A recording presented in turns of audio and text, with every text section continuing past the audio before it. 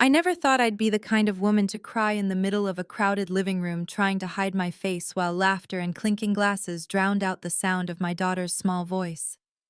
But that night, watching her clutch a candle in her tiny hands while every other grandchild tore into iPads and envelopes of cash, I realized something inside me had been breaking for years, and this time it snapped. My name is Emily. I'm 34 years old, and I've spent more of my life than I care to admit trying to win approval from a woman who never wanted me in her family. Lorraine, my husband's mother, my daughter's grandmother, was the center of every holiday, every birthday, every Sunday brunch. She carried herself like royalty, with a voice that could hush a room and an opinion sharp enough to slice anyone who dared oppose her.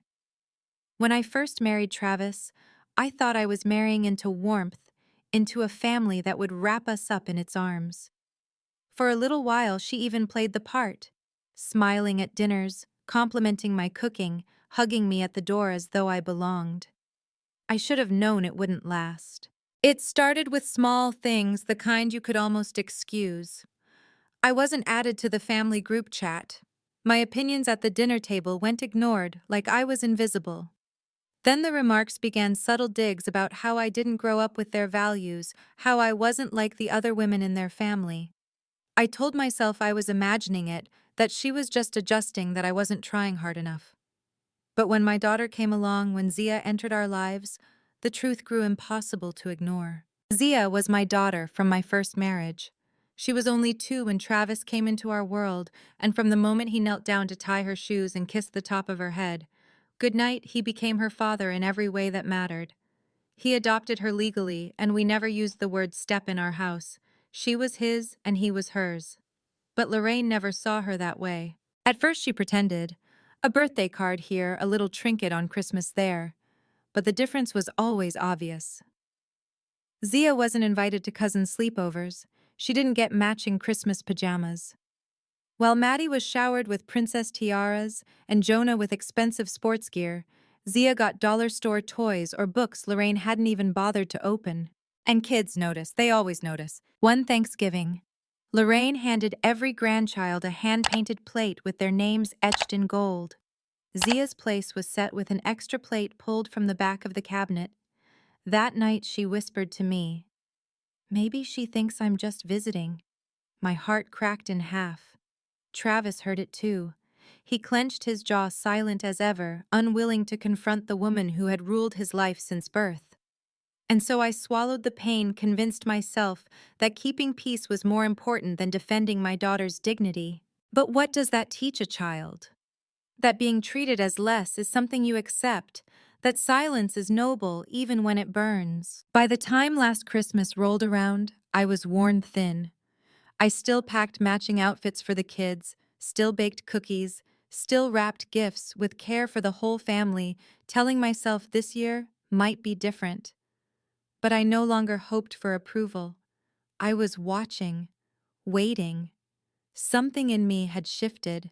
I should have known the explosion was coming the moment Lorraine handed Maddie a brand new iPad and kissed Jonah's cheek as she pressed an envelope of cash into his hand.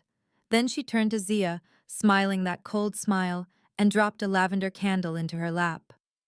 "Didn't want you to feel completely left out," she said. The room clapped, laughed, toasted champagne, while my daughter sat there, silent, polite, shrinking into herself. I looked at Travis. He didn't speak. He didn't even blink.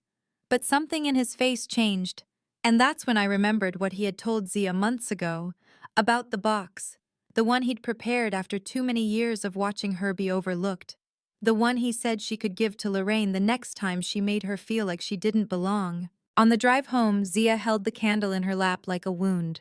Her voice was small when she asked, "Is Grandma mad at me?"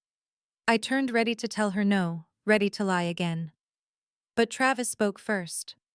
"No, sweetheart. Grandma just forgot something important. But I think she's about to remember." In her lap, Zia held not just the candle, but the small, red-wrapped box Travis had given her. She looked down at it, her face calm, steady in a way no 7-year-old should have to be. And then she whispered, "Then I want to give it to her tomorrow." That's when I knew this wasn't just another night of swallowed pain. This was the breaking point. My daughter wasn't going to stay invisible, not anymore. Not. The next morning, the house felt unnervingly quiet, the kind of stillness that presses against your chest and makes your heartbeat echo. Zia clutched the small red box tightly, her tiny hands trembling with anticipation. I poured a cup of coffee and tried to steady myself, knowing that what we were about to do would change everything. It wasn't just about a candle or a trivial Christmas gift. It was about years of dismissal, of being made to feel small, of carrying the weight of everyone else's approval while watching my daughter shrink under the same pressure. We arrived at Lorraine's house just as the sun began to climb over the rooftops, painting the walls in soft gold light. Zia's grip on the box tightened. I took a deep breath and followed her inside, keeping my eyes forward, forcing myself to remain calm while Lorraine bustled around oblivious to the storm we carried. She greeted us with her usual practiced warmth, all smiles and praise for how lovely my daughter looked in her holiday dress. I forced a smile, but my heart was hammering. This day, this small red box was going to speak louder than words ever could. "Grandma," Zia said softly, her voice carrying across the living room. Lorraine's head turned slowly, a flicker of curiosity passing through her eyes. "I have something for you." She extended her small hands, offering the box. Lorraine's brows lifted in polite surprise, but there was a trace of disdain there too. "Oh, for me," she said, her tone tight, like the gift was more of a formality than a heartfelt gesture. Zia nodded, her gaze unwavering. "Yes, you need to see it." She placed the box on the coffee table and stepped back. I watched as Lorraine lifted the lid. Inside was a single sheet of paper folded neatly, edges crisp, with Zia's careful handwriting spelling out truths she had learned, truths she had absorbed silently over years of observation. "She's listing everything," I whispered, my own voice barely audible. "All the times you ignored her, all the times you laughed at her." Lorraine's face paled as she unfolded the sheet, scanning each line. Her eyes widened, then narrowed, then filled with an emotion I had never seen in her: fear. She realized that the quiet child she had dismissed for years had finally found her voice, and that voice was a mirror reflecting decades of neglect and cruelty. I could see it in her body language. Her hands, once so sure and controlling, trembled slightly. Her smile had vanished entirely. She looked at my daughter and for the first time perhaps really saw her. The child who had been polite, invisible, quiet, was now the one holding the power of truth. Zia didn't speak another word. She didn't have to. The silence that followed the revelation was deafening. Lorraine's husband cleared his throat, trying awkwardly to fill the space, but even he seemed uncertain how to react. And I realized then that years of belittlement, of whispered comments, of selective attention, had finally caught up to her. It wasn't a moment of joy, not exactly. It was tense, uncomfortable, but undeniably powerful. Lorraine's eyes flicked to me, then to Zia, and for the first time I saw hesitation in her commanding demeanor. She had no ready words, no excuses. She had been confronted not by me, not by my words, but by the undeniable truths of a child who had been overlooked and dismissed for far too long. I felt a swell of pride mixed with an undercurrent of sadness. This confrontation was necessary, yes, but it had to come from my daughter, not me. I had spent too long defending her, too long speaking for her, too long shielding her from the harshness of family bias. This was her moment, her way of asserting that she too mattered, and that no one, not even the grandmother who had ruled our lives with a velvet fist, could erase her worth anymore. Lorraine's mouth opened, closed, opened again. But no words came. She looked from Zia to me, her eyes searching for some explanation, some excuse, but there was nothing I could or would offer. The truth for once spoke louder than any defense. The room was still. Even the clocks seemed to pause, holding their collective breath for what would come next. And then slowly a tear rolled down Lorraine's cheek. She didn't reach for my daughter. She didn't apologize. But the recognition was there, stark and undeniable. She had been seen, and she had been called out not by force or fury, but by the quiet power of truth carried in the hands of the child she had underestimated. I took Zia's hand, feeling the tremor in her fingers settle into something steadier. She had done it. Not with anger, not with shouting, but with courage, and in that courage she had claimed her own dignity. I realized in that moment that sometimes the most profound victories don't come from confrontation. They come from standing firm in silence until the truth becomes impossible to ignore. The day didn't end with applause or celebration. It ended quietly with Lorraine retreating to another room, unsure how to face the child she had dismissed, and me walking out with Zia, feeling lighter, freer, and more whole than I had in years. For once, the burden of injustice had been lifted, not by confrontation, not by rage, but by the courage of the smallest voice in the room. The weeks that followed the wedding were strangely quiet, yet charged with a tension that hung over every family gathering like a storm cloud refusing to pass. Lorraine didn't speak to us directly, though she made a point of appearing at events offering cold smiles and stiff nods, as if to prove she still held power. Julia, of course, avoided us entirely, retreating to a world where her embarrassment could be ignored, her pride intact. And yet the dynamic had shifted irrevocably. Zia, for her part, carried herself differently. There was a new confidence in the way she walked into rooms, a quiet assurance that her grandmother could no longer deny. She no longer flinched at dismissive glances or snide remarks. She had learned through the careful guidance of her father and me that standing up even subtly was the truest form of power. And I too found a renewed sense of strength, no longer hiding behind a mask of compliance or forced politeness. It wasn't an easy transition. Family gatherings became exercises in endurance. Every dinner, every birthday, every holiday was a test of patience. Lorraine would offer backhanded compliments to Zia, attempting to provoke a reaction, while my mother and Julia whispered critiques behind her back. But we met each incident with measured calm. Each slight, each insult was met not with retaliation, but with the undeniable fact of our presence, our dignity intact. One evening, as I tucked Zia into bed, she looked up at me with wide, curious eyes. "Mom," she said softly, "why do they still try to make me feel small?" I stroked her hair, holding back my own tears. "Some people never change, sweetheart. But that doesn't mean you are less. It just means they need to learn the hard way that your worth isn't defined by their approval." Her small hand gripped mine tightly. Will it ever stop hurting? I kissed her forehead, holding her close. "It might sting sometimes, but it won't break you. Not if you remember who you are and who stands beside you." As the months progressed, I began to reclaim parts of myself I had neglected for years. I returned to work with a new intensity, finishing projects that had been delayed while I cared for the emotional fallout of my family's cruelty. I joined a women's support group, connecting with others who had experienced similar betrayals, sharing stories of heartbreak and resilience. Each session reinforced what I was learning daily. Healing is slow, but every step forward builds strength. And then came the news I had been waiting for in a way I hadn't realized I was waiting.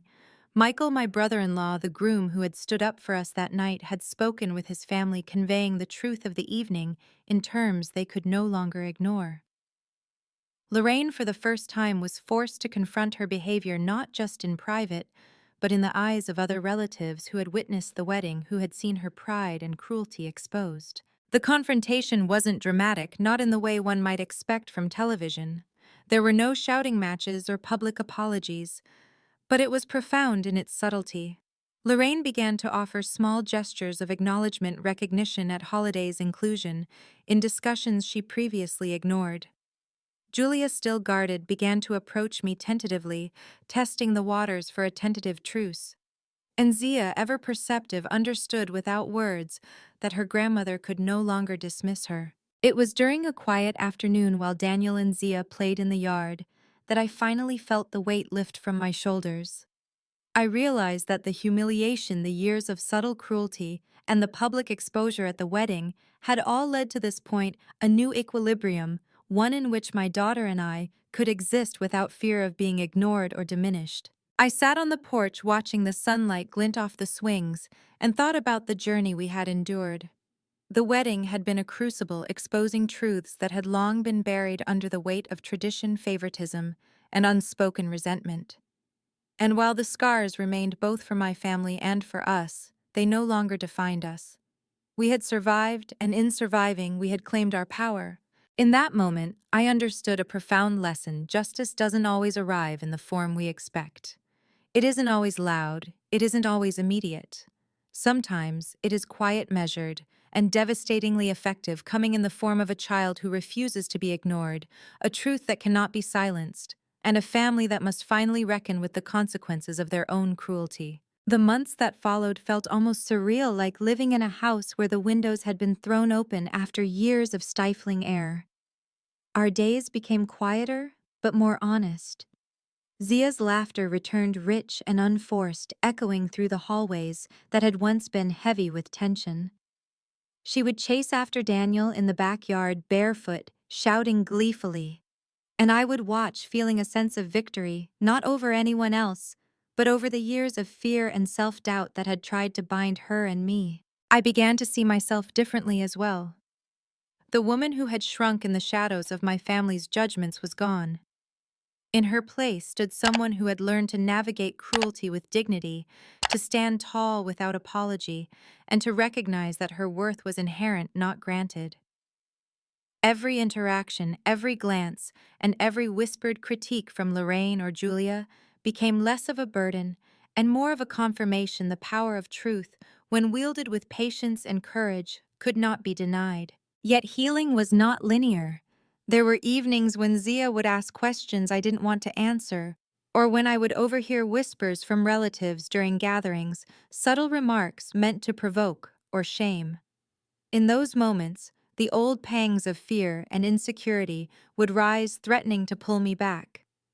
But each time I reminded myself of the wedding night, the night when truth spoke louder than cruelty, when my daughter held the red box and my voice was finally mirrored in hers.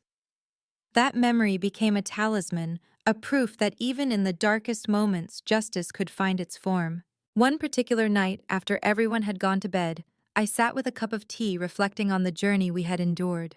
My hands held the cup tightly, the warmth seeping into my fingers. But it was the warmth inside me that surprised me the most. I realized that for the first time I felt no resentment, no lingering fear, no need to defend myself in the eyes of those who had once mocked me. I had done all I could to protect my daughter, to uphold her dignity, and in doing so, I had reclaimed my own. Daniel, ever perceptive, approached me quietly, sensing the introspection. He curled up beside me, resting his head on my lap, and whispered, "Mom, are we really okay now?" I smiled, brushing his hair back gently. "Yes, sweetheart. We are more than okay. We're stronger, braver, and we've learned something very important, that no one else's opinion can ever define who we are." The following weeks brought subtle reconciliation, not from everyone, but from those who had witnessed the events with clarity. Aunts and uncles, cousins who had been silent, began to acknowledge us in ways they never had. Lorraine offered a nod of recognition during a family gathering, brief but meaningful. Julia remained distant, cautious.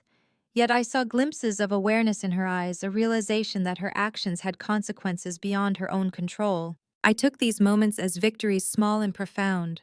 They were proof that endurance, patience, and the quiet assertion of truth could carve paths through even the most entrenched cruelty. Zia began to understand, too, in her own way, that standing firm, speaking honestly, and protecting her dignity was more powerful than any retaliation or scream of anger. In the stillness of our home, as I watched the children play, I reflected on the lessons learned. Betrayal, cruelty, and humiliation had tested us, shaped us, and in some ways strengthened us. We were no longer the passive observers of our own lives, waiting for approval or recognition. We had become the authors of our narrative, the custodians of our dignity, and the champions of our worth. And in that quiet triumph, I realized the most profound truth of all: the scars we bear are not symbols of defeat, but of survival. They are evidence that we endured, that we rose above, and that even when the world tried to diminish us, we refused to be less than who we were meant to be. This story is not just mine. It belongs to anyone who has felt invisible, who has been mocked, or who has suffered at the hands of those who should have loved them. It is a testament to resilience, to the power of truth, and to the indomitable spirit of those who refuse to be silenced. So, if my journey resonated with you, take a moment to like this video, share it with someone who might need to hear it, and subscribe for more stories that reveal the strength of the human heart. And leave a comment, tell me your story, because your voice matters too.